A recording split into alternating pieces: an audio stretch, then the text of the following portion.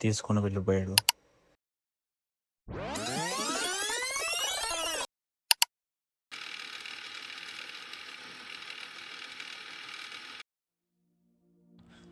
ఒక సిచ్యువేషన్ గురించి చెప్పాలనుకుంటున్నాను.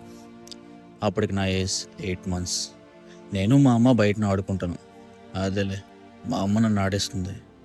ఇంతలో స్టవ్ మీద ఏదో పెట్టి మర్చిపోయా అని మా అమ్మ లోపలికి వెళ్ళింది. ఆ గ్యాప్లో ఒక చెత్త పేరుకున్నాడు వచ్చి నన్ను సంచిలో వేసి తీసుకెళ్ళిపోయాడు. వినడానికి కొంచెం కామెడీగా ఉంది కదా, కానీ జరిగింది.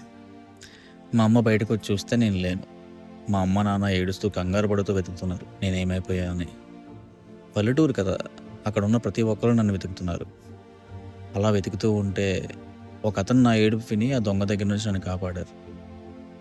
మా పేరెంట్స్ అతనికి చేతులెత్తి మొక్కుతూ దేవుడిలా కాపాడారని అన్నారు.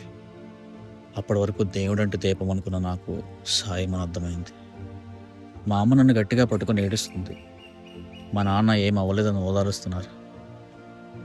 నాకు అప్పుడేం అర్థం కాలేదు, కానీ దీన్నే ప్రేమ అంటారా? నేను కనిపించకపోతే వాళ్ళు అంత బాధపడతారా?